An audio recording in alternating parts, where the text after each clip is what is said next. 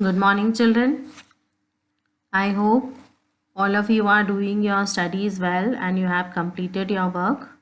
So, we have completed till chapter 8. Now, we are going to start chapter 9, that is forest and forest people.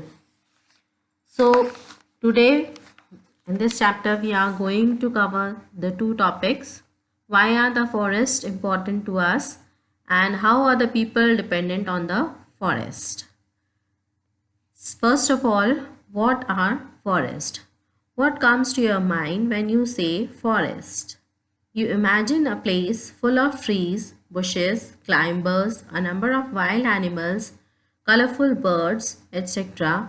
It is a complete world in itself.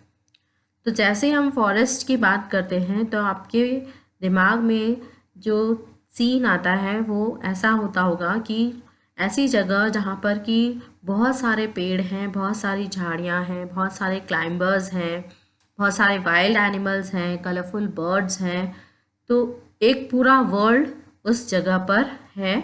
Such place is called a forest. Forests are an important resource of a country. They provide habitat to a number of plant and animal species. They control the temperature and rainfall besides providing fresh air. Forest जो है किसी भी country की important resource होते हैं उसके लिए, क्योंकि बहुत सारी चीज़ें हमें फॉरेस्ट से मिलती हैं. सबसे पहले तो फॉरेस्ट हैबिटेट प्रोवाइड करते हैं बहुत सारे प्लांट्स और बहुत सारे एनिमल स्पीशीज़ को. Habitat means natural home. एक नेचुरल होम देते हैं फॉरेस्ट. बहुत सारे प्लांट्स होते हैं उसमें और कई वेराइटीज़ के प्लांट और एनिमल्स भी रहते हैं. They control the temperature. Forest जो है टेम्परेचर को कंट्रोल करते हैं. And rainfall, they also control the rainfall. इसके अलावा वो हमें फ्रेश एयर भी प्रोवाइड करते हैं. सो they are not only providing habitat to plant and animal, but they are also maintaining the temperature, the rainfall, and providing fresh air. Since ages, people living in or near forest have been dependent on the forest and have been using forest products. तो काफ़ी समय से जो लोग बहुत पहले समय से जो लोग फॉरेस्ट में रहते हुए आ रहे हैं वो पूरी तरह से फॉरेस्ट पर और उनसे मिलने वाले प्रोडक्ट्स पर डिपेंडेंट हैं. उनका सारा काम फॉरेस्ट से मिलने वाले, जंगलों से मिलने वाली चीज़ों पर ही चलता है. These people are known as the tribal people. और ऐसे लोगों को जो जंगल में ही रहते हैं उसी पर उनकी सारी लाइफ डिपेंड करती है. Such people are known as tribal people. उनको ट्राइबल पीपल कहते हैं. They are largely concentrated around the forest land in Gujarat, Rajasthan, Madhya Pradesh, Odisha, northeastern states like Mizoram, Meghalaya, Nagaland, Arunachal Pradesh, Sikkim, etc. तो ऐसे लोग हमें ज़्यादातर कहाँ पर मिलते हैं? जो कि Gujarat, Rajasthan, Madhya Pradesh, Orissa, north east states के जगह जैसे मिज़ोरम, मेघालय, नागालैंड, अरुणाचल प्रदेश, सिक्किम, इन जगहों पर जो फॉरेस्ट लैंड है वहाँ पर ये लोग हमें देखने के लिए मिलते हैं. या ज़्यादातर ट्राइबल पीपल जो हैं वो यहीं पर रहते हैं. These tribals clear parts of the forest and sow vegetables and crops. They eat wild fruits, bamboo shoots, mahua flowers and tendu leaves. तो ये लोग जो फॉरेस्ट में रहते हैं वो फॉरेस्ट का कुछ पार्ट साफ़ करते हैं, जंगलों को साफ़ करते हैं और वहीं पर वो अपने लिए वेजिटेबल्स और क्रॉप्स लगाते हैं. और वो जंगलों में से मिलने वाले जो वाइल्ड फ्रूट्स हैं उन्हें खाते हैं. बैम्बू के शूट्स खाते हैं, बांस के जो ताज़े शूट्स होते हैं उनको खाते हैं. महुआ फ्लावर्स खाते हैं और तेंदू के पत्ते भी खाते हैं. They also get fodder for their cattle from the forest. उनको अपने जानवरों के लिए जो चारा मिलता है वो भी फॉरेस्ट से ही मिलता है. The tribals are familiar with many medicinal plants growing in the forest. They also collect honey, gums, resins and dyes from the forest. तो ये जो जंगल में रहने वाले लोग हैं, जंगलों में रहने वाले लोग हैं, ये बहुत सारे ऐसे प्लांट्स को जानते हैं, उनसे फेमिलियर होते हैं जिनकी मेडिसिनल वैल्यूज़ होती है, उनसे दवाइयाँ बनती हैं। एंड इवन ये यहाँ पर हनी इकट्ठा करते हैं, गम, रेजिन और डाई भी ये कलेक्ट करते हैं फॉरेस्ट से। They build their houses using bamboo and would of the trees. वो अपना घर भी जंगलों से जो बैम्बू है और वुड को काट कर बनाते हैं। Bamboo is also use to make baskets and other decorative objects. Bamboo का इस्तेमाल ये कुछ सजावटी, कुछ डेकोरेटिव पीसेस बनाने के लिए भी करते हैं और बास्केट्स भी बनाते हैं। दे मेक लीफ प्लेट्स और पत्तल्स यूजिंग लीव्स ऑफ बैनियन और साल ट्री। ये पेड़ों के पत्तों जो पत्ते होते हैं उनको यूज़ करके ये प्लेट बनाते हैं, लीफ प्लेट्स बनाते हैं, जिनको कि पत्तल भी बोला जाता है। और ये पत्तियाँ जो हैं जिनसे ये पत्तल बनाए जाते हैं वो या तो बैनियन ट्री की होती हैं या फिर साल ट्री की। The leaves are joined by small wooden sticks. पत्तल बनाने के लिए ये पत्तों को आपस में जोड़ने का काम छोटे छोटे स्मॉल वुडन स्टिक से करते हैं और उनको पत्तों को जोड़ने का काम करते हैं और फिर पत्तल बनाते हैं।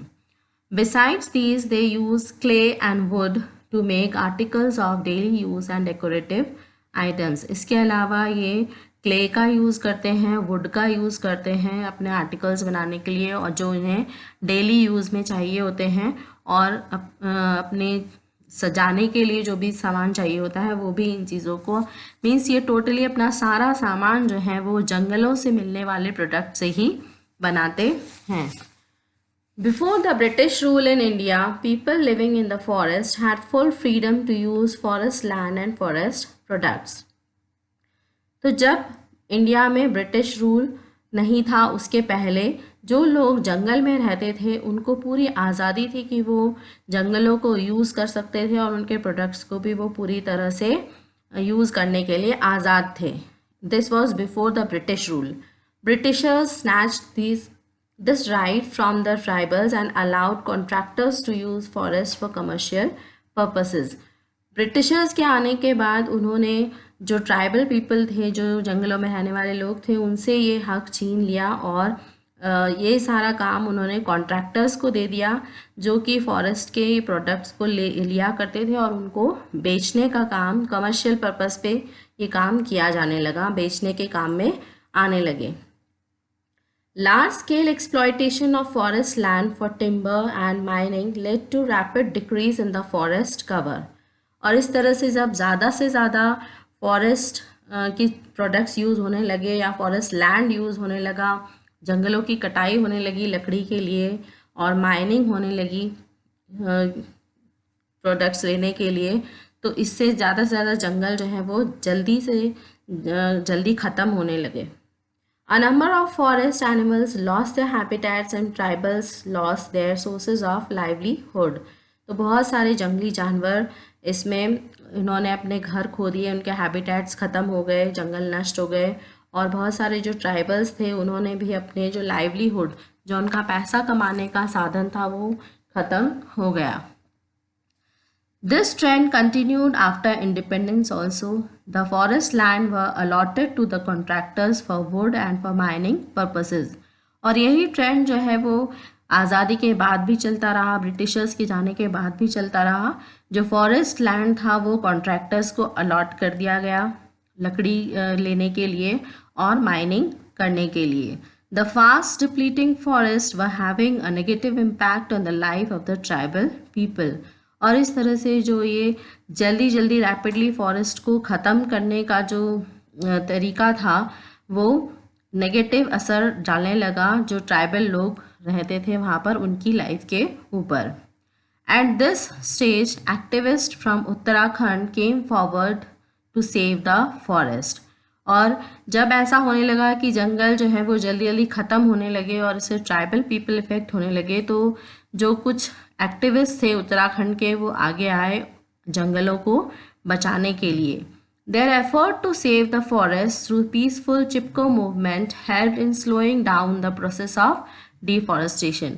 और उनकी ये जो कोशिश थी जंगलों को बचाने की, एक पीसफुल कोशिश थी and this peaceful effort was known as Chipko movement. इसको चिपको मूवमेंट का नाम दिया गया और उसने काफ़ी हद तक डिफॉरेस्टेशन के प्रोसेस को स्लो डाउन किया। Now what is deforestation? Deforestation is the cutting of trees on large scale. बहुत ज़्यादा स्केल पर अगर ट्रीज़ को काटा जाता है, that process is called deforestation. तो ये जो उत्तराखंड में मूवमेंट स्टार्ट हुआ, चिपको मूवमेंट, इसने काफ़ी हद तक डिफॉरेस्टेशन को कम किया। So today only this much. Tomorrow we will continue the chapter. Read the chapter till I have explained you. Thank you.